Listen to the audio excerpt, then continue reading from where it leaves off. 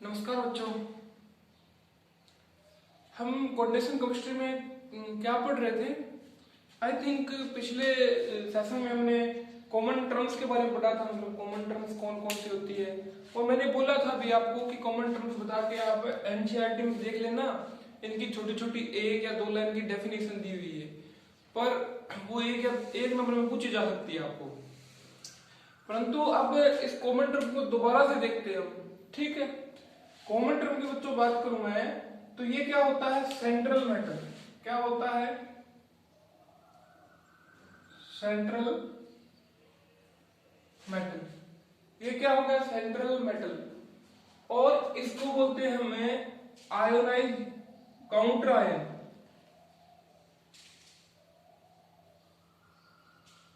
इसको बोलते हैं काउंटर आयन, ठीक है बच्चों। इसको बोलते हैं लाइगैंड या लिगैंड, लिगैंड्स। और इसको क्या बोलते हैं? जो इसके सब्सक्रिप्ट में लगा हुआ है नीचे 2 4 6 लगा हुआ, तो उसको बोलते हैं बच्चों हम कोऑर्डिनेशन नंबर।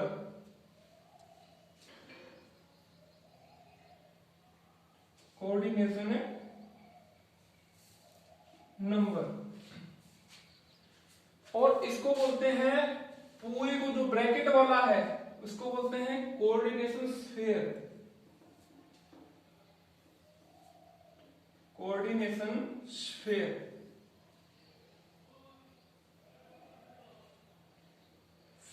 ओके, तो ये जो मैंने बताया है, कोऑर्डिनेशन स्फीयर हो गया, सेंट्रल मेटल हो गया, लाइगैंड हो गया, कोऑर्डिनेशन नंबर हो गया, एंड काउंटर आयन हो गया।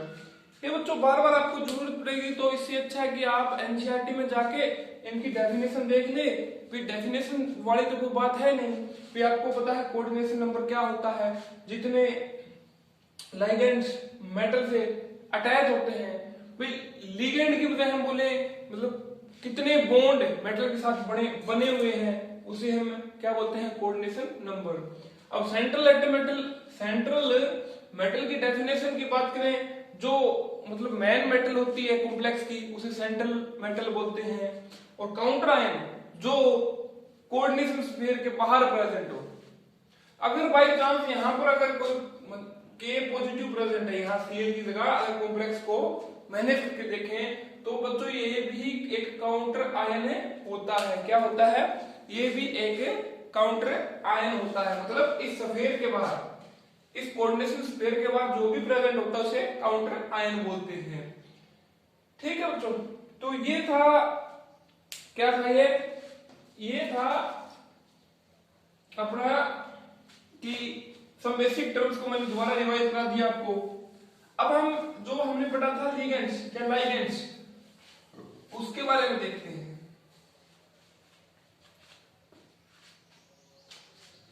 लाइगेंड्स को समझते हैं, ठीक है।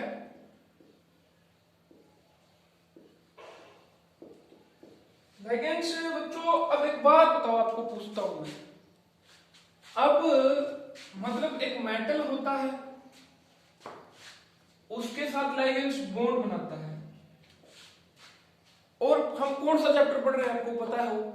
तो हम कोऑर्डिनेशन चैप्टर पढ़ रहे हैं। मतलब कोऑर्डिनेट बॉन्ड ही बनाएगा, तो ये कोऑर्डिनेट बॉन्ड बना रहा है, ठीक है। अब मेटल इलेक्ट्रॉन मतलब मेटल बॉन्ड क्यों बना रहा है? और जब मेटल बॉन्ड बनाएगा तब ये दो के दो इलेक्ट्रॉन अपने पास लेगा। इसका मतलब क्या होगा बच्चों? मेटल है वो क्या है? मेटल है वो क्या है? लेविस एसिड, ठीक है। क्योंकि इसके पास इलेक्ट्रॉन की डेफिशिएंसी है। और जो लिगेंड है वो क्या हो गया? क्यों इसके पास क्या है? इलेक्ट्रॉन पेयर फालतू पड़ा है, तो ये हो गया लेविस बेस।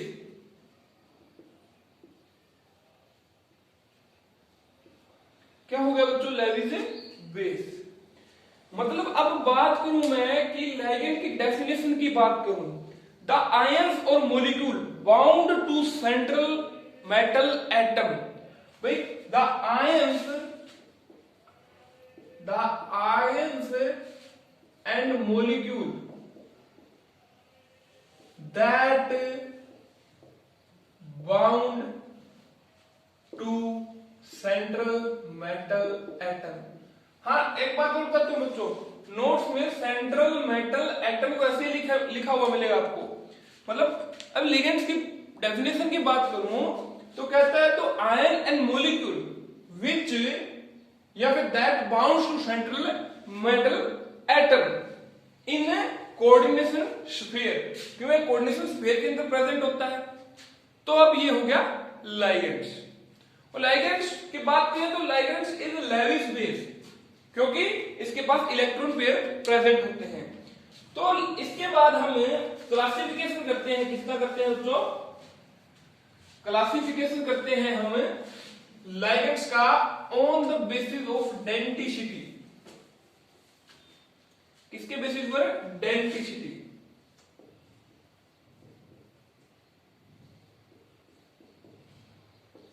अब आप बोलोगे कि डेंटिसिटी क्या होता है? भाई चलो लिगेंड्स का क्लासिफिकेशन तो कर देंगे डेंटिसिटी के बेस के ऊपर, परंतु हमें अब डेंटिसिटी भी नहीं पता। मतलब अब बताता हूं डेंटिसिटी की डेफिनेशन बताता हूं आपको मैं। Denticity number of coordinate bond form by ligands.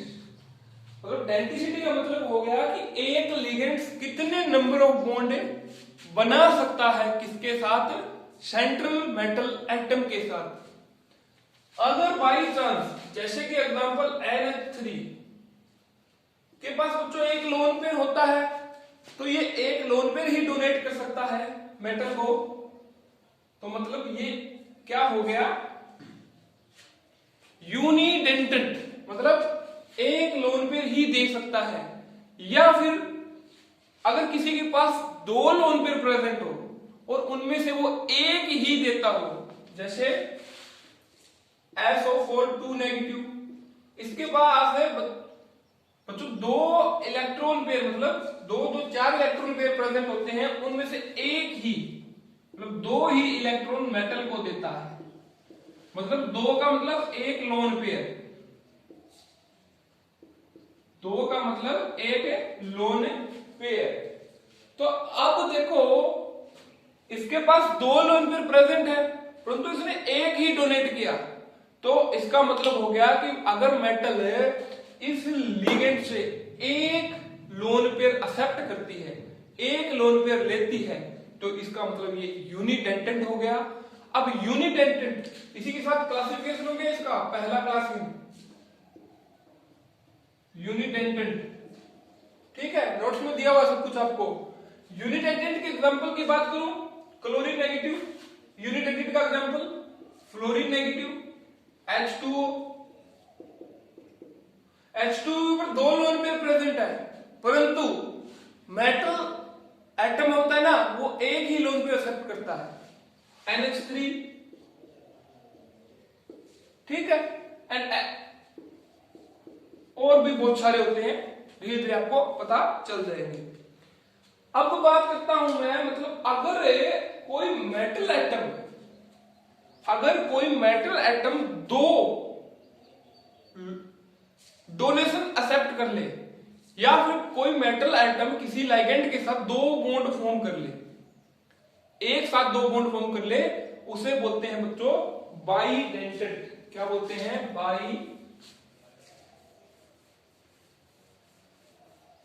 क्या बोलते हैं?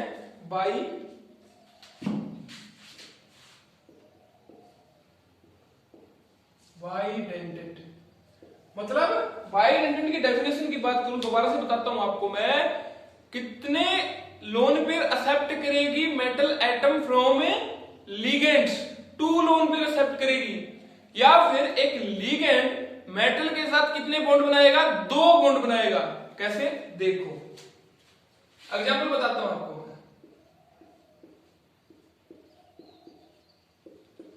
एक एग्जांपल है बच्चों कार्बोनेटो का। ये मेटल एटम को यहां से और यहां से इलेक्ट्रॉन पेयर दे सकता है कि नहीं दे सकता? दे सकता है। तो मतलब इसकी डेंटिसिटी कितनी होगी 2, तो इसे बाइडेंटेट बोल देते हैं। और आगे बताऊं आपको,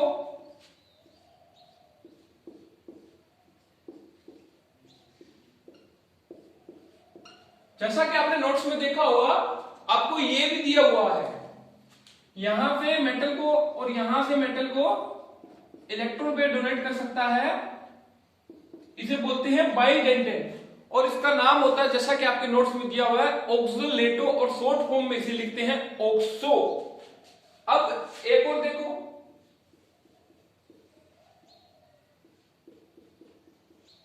ये दोनों नाइट्रोजन के पास लोन पेयर प्रेजेंट होता है, जो मेटल एटम को डोनेट कर सकता है, तो मतलब बाइडेंटेट लिगेंड हो गया। इसका नाम होता है बच्चों इथाइल डाई अमाइन या इथाइल 1,2 अमाइन, और उसका शॉर्ट फॉर्म होता है क्या, ईन। और इसके बाद बच्चों मतलब 2-3 एग्जांपल आपके नोट्स में और दिए हुए हैं, जैसे कि ग्लाइसोलेटो, जिसमें नाइट्रोजन और हाइड्रोजन डोनेट करता है, और डीएमजी, वो भी एक बाइडेंटेट लिगेंड का एग्जांपल है। एक बाइफिनाइल है, वो भी एक बाइडेंटेट लिगेंड का एग्जांपल है। और एक एसीटो एसीटेट, क्या एसीटो एसीटेट, एसी, वो भी एक बाइडेंटेट लिगेंड का एग्जांपल है। और ये जो बाइडेंटेट लिगेंड है, ये अच्छे खासे इंपॉर्टेंट है। क्यों इंपॉर्टेंट है? क्योंकि ये आपके एनसीईआरटी की बुक में दिए हुए हैं, और आपको बाइडेंटेट के एग्जांपल भी पूछे जा सकते हैं एग्जाम में। और ये बाइडेंटेट लिगेंड बार बार केमिकल फॉर्मूला या कॉम्प्लेक्स में आपको दिखाई देंगे। अगर ईन दिखाई दे आपको तो इथाइल 1,2 डाई अमाइन हो जाएगा, OX दिखाई दे तो ऑक्सोलेटो हो जाएगा, GLY दे तो ग्लाइसोलेटो हो जाएगा।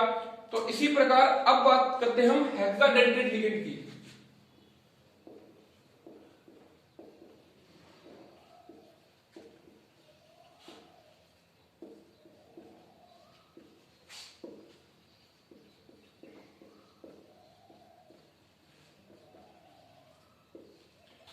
हेक्साडेंटेट लिगेंड जैसे नाम से आपको पता चल रहा है 6 डोनेशन एक्सेप्ट करेगा, या फिर कोई लिगेंड 6 कोऑर्डिनेट बॉन्ड बनाएगा विद मेटल। इसका एक एग्जांपल है EDTA4 नेगेटिव। तो इसका पूरा नाम बताऊं तो बच्चों आपको मैं, ethylene di amine tetra acetate ion, ethyl di amine tetra acetate ion. ठीक है, तो मतलब इसमें 6 क्या होगी, मतलब इसमें क्या होगी बच्चों, 6 डोनेशन साइट होगी, मतलब 6 कोऑर्डिनेट बॉन्ड ये अकेला बना सकता है। तो अब इसका थोड़ा सा केमिकल फॉर्मूला देख लेते हैं, और इसके इंपॉर्टेंस क्या होते हैं वो भी देख लेते हैं। CH2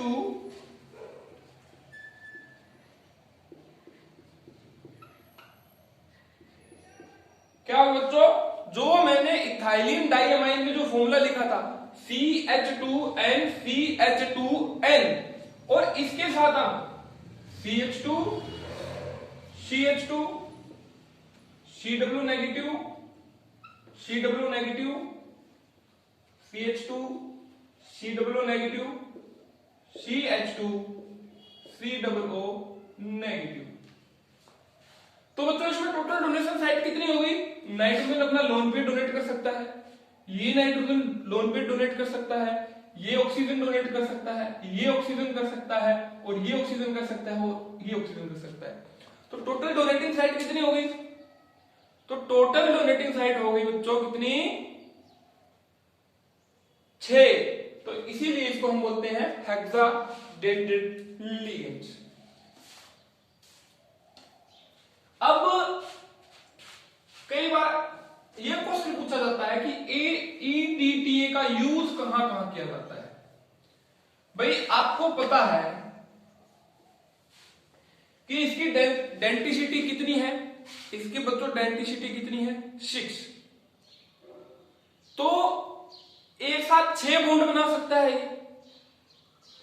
तो इसके यूज की बात करें तो सॉफ्टनिंग ऑफ वाटर को सॉफ्ट, जो हार्ड वाटर होता है, हार्ड वाटर का मतलब होता है जिसमें कैल्शियम और मैग्नीशियम और ये आयंस प्रेजेंट होते हैं, और इनको अगर ये EDTA डाल देते हैं तो ये बॉन्ड बना के पकड़ के बाहर ले आएंगे नहीं ले आएंगे, तो ये सॉफ्टनिंग ऑफ ए वाटर में यूज होता है। और बाई चांस अपनी बॉडी में कोई पॉइजनस मेटल चली जाए जैसे कि पीबी, मरकरी, तो अगर हम ईडीटीए यूज करें तो ईडीटीए उन मेटल्स को बाउंड करके हमारे शरीर से बाहर निकाल देता है। तो इसके इंपॉर्टेंट यूज हो गए, आपके बुक में दिए होंगे और शायद मैंने नोट्स में भी लिखे हुए हैं। Is it okay? अब बात करते हैं फ्लेक्सी डेंटेड लिगेंड। फ्लेक्सी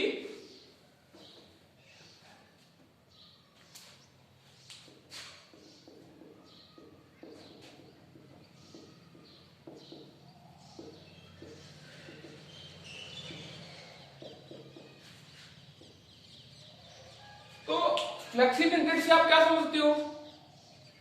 आप जो टीवी एड्स आती है उनमें देखते हैं कि आपका टूथब्रश फ्लेक्सी डेंटेड होता है, फ्लेक्सिबल होता है, मतलब ऊपर नीचे हो सकता है। तो इसी प्रकार फ्लेक्सी डेंटेड लिगेंड का मतलब होता है कोऑर्डिनेशन नंबर। ऐसा लिगेंड्स जो कोऑर्डिनेशन नंबर चेंज कर सके। अब ईडीटीए का एग्जांपल लेता हूं, ठीक है बच्चों। तो ईडीटीए फॉर नेगेटिव सॉरी की डेंटिसिटी कितनी है? 6। तो ये कोई जरूरी नहीं है हमेशा 6 ही बॉन्ड बनाएगा, ये अकॉर्डिंग टू कंडीशन 5 बॉन्ड भी बना सकता है, 4 बॉन्ड भी बना सकता है, 3 बॉन्ड भी बना सकता है, 2 बॉन्ड भी बना सकता है और 1 बॉन्ड भी बना सकता है। समझ रहे हो? Flexidentate ligand a polydentate ligand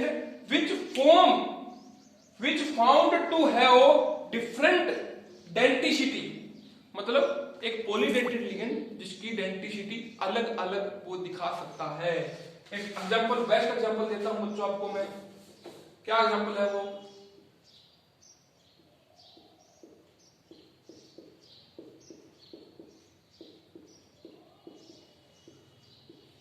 इसका मतलब क्या है? ये बाइडेंटेड है, मतलब दोनों के दोनों ऑक्सीजन मेटल को इलेक्ट्रॉन डोनेट कर रहे हैं। ये बाइडेंटेड या डाइडेंटेड हो गया।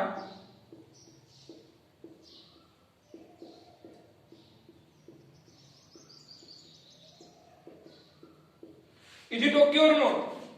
ये क्या है? यूनिडेंटेड या मोनोडेंटेड। तो मतलब लिगेंड से जरूरत के हिसाब से बॉन्ड बनाए, मतलब कोई जरूरी नहीं है जितनी डेंटिसिटी होती है उतने ही बॉन्ड बनाएगा। ये सल्फर होता है, 2 भी डेंटिसिटी शो करता है, 1 भी डेंटिसिटी शो करता है। तो समझ गया कि क्या फ्लेक्सी डेंटेड लिगेंड क्या होते हैं। अब बात करते हैं एम्बिडिएंट लिगेंड।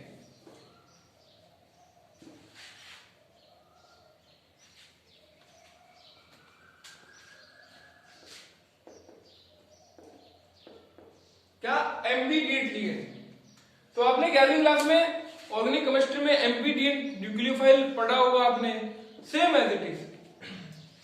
अब एक बात बताओ, ये साइनाइड आयन है तो इस कार्बन के पास भी लोन पेयर होता है और इसके पास भी लोन पेयर होता है। तो ये बॉन्ड मेटल के साथ इससे भी बना सकता है और ये बॉन्ड मेटल के साथ इससे भी बना सकता है। तो इसका मतलब क्या हो गया?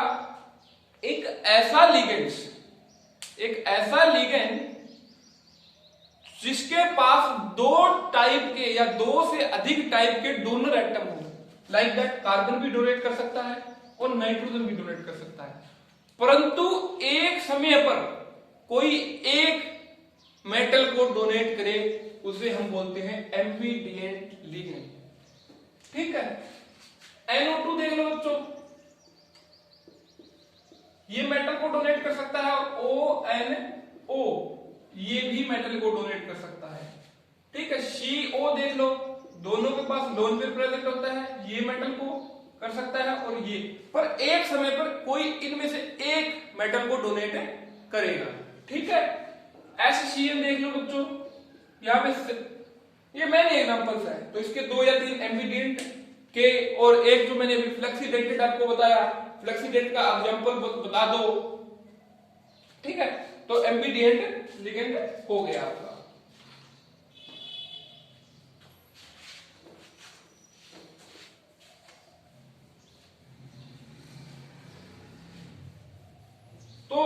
बच्चों आपका जो लिगेंड वाला पोर्शन खत्म हो गया और इसके आगे हम कोऑर्डिनेशन नंबर शुरू करें या किलेशन एक प्रोसेस होती है वो शुरू करें, तो वो जल्द ही अगले लेक्चर में, आज आपको मैं शायद 2 लेक्चर इकट्ठे डाल दूं। एक लेक्चर मैंने तो ये लिगेंड्स का प्रिपेयर कर लिया और अगला कोऑर्डिनेशन नंबर का थोड़ा सा टॉपिक है और किलेशन, एंड किलेशन के बाद में शायद बचेगा मतलब स्टीरियो आइसोमर, जो आपने 11वीं क्लास में पढ़ा है। तो आपकी ड्यूटी है कि आप स्टीरियो आइसोमर क्या होता है, स्ट्रक्चरल आइसोमर क्या होता है, फिर आइसोमेरिज्म के बारे में 11वीं की आपकी बुक उठा के देखोगे ना, तो आइसोमेरिज्म के बारे में आपको ऑर्गेनिक की बात कर रहा हूं, तो सेम प्रोसेस इसमें यहां पर होती है, वही होता है।